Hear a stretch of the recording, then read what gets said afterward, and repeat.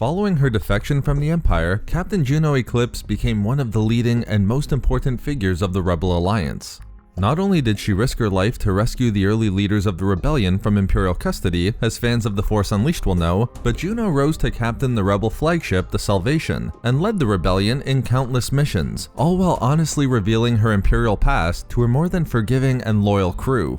As Admiral Ackbar would recognize of Juno Eclipse 2 years after the Battle of Endor, through her bravery, determination, and important subterfuge aimed at the Empire, Juno helped the rebellion find its way, and even allowed Ackbar to emerge to carry out his important victories as well.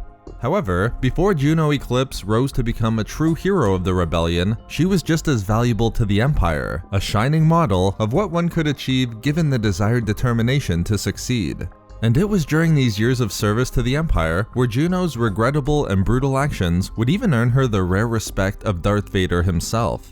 Born on the planet of Coralag, the early loss of her mother pushed Juno to desperately win the admiration of her father. With her father being a staunch and uncompromising imperialist, she enlisted in the Imperial military, initially as an attempt to win her father over. But despite these initial motivations, it was the Empire who was the true beneficiary, gaining one of its most promising students. Accepted to the Imperial Academy on her homeworld of Coralag at only 14 years of age, she was the institution's youngest cadet ever.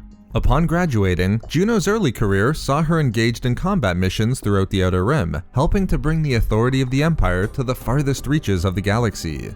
She would fly over 100 combat missions, resulting in Juno becoming one of the most decorated pilots in the Imperial Navy, and earning the adulation of her fellow pilots and commanding officers. It was these impressive feats that not only saw her achieve quick promotions, ultimately obtaining the rank of captain, but which also brought Juno to the attention of Darth Vader. Just as we've seen in past videos that Admiral Piet was handpicked by Vader to join the ranks of Death Squadron, Juno Eclipse would also be chosen by the Dark Lord to join his personal starfighter unit, known as Black 8 Squadron. Unsurprisingly, Juno would ultimately rise to gain command of this unit as well, serving Vader directly. However, it was during Juno's time as a commander of the Elite Squadron where she would experience the brutal and horrifying battle that would have a profound effect on her life and path, but which also earned her the additional respect of Vader. 3 years before the Battle of Yavin, Juno led the Black 8 Squadron in an assault of the planet Kalos within the Outer Rim, after evidence emerged that the planet was helping to create technology used to fight the Empire. Under Juno's command, the squadron successfully carried out all of its mission objectives. However, Vader was not yet satisfied. A proper Imperial message had been sent and ordered the bombardment of the planet to continue. It's here where Juno showed her earliest signs of rebellion, protesting against Vader's order. Interestingly, the protest didn't earn her any consequences, demonstrating the respect Vader already had for her skills and leadership.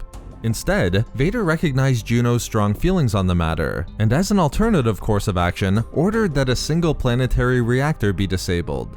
Juno accepted, and after the order was carried out with her usual precision, the results couldn't have been more disastrous for the captain and for the planet. The resulting explosion began spilling megaliters of poisonous chemicals into the planet's atmosphere. Even worse, the explosion caused a runaway chain reaction that meant only one outcome: the death of the entire planet within 1 year, or as Juno saw it, nothing short of genocide. The mere thought of what she had done on Kalos would subsequently cause Juno to feel sick, and she was assaulted by nightmares of the incident in the aftermath of the attack. Eventually, this would be the catalyst for Juno to leave the Empire after her journey with Galen Merrick, Vader's secret apprentice codenamed Starkiller. However, not unsurprisingly, Vader had a completely different interpretation of the bombing of Kalos. In fact, as we mentioned before, despite Juno's protest, Vader actually came to respect Juno more after this incident, as in the end, Juno carried out her duty and demonstrated a unique sense of loyalty to Vader in attacking the reactor. As Vader would tell Juno in the bombing's aftermath, "Your record impresses me, Captain Eclipse. Few pilots of your caliber also share your clear sense of duty." Clearly, Vader continued to think highly of Juno. In fact, he actually rewarded her, explicitly stating that he was placing a considerable amount of trust in her by giving her a new assignment. This, of course, would bring Juno into contact with Starkiller and the Rogue Shadow, which formed the basis for the story in the first The Force Unleashed video game. With Juno joining the rebellion when recognizing what the Empire truly stood for after Kalos, she became a common example used by Akbar of how Imperials who carried out the worst atrocities, even the decimation of an entire planet, had a place within the Rebel Alliance. So there we have it, the story of Juno Eclipse before she joined the rebellion.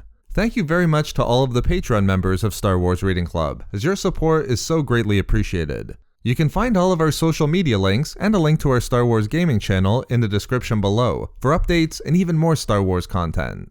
We love making these videos, so why not subscribe for more fun Star Wars theories and discussions. Also, if you enjoyed the video, think about giving a like or leaving a comment.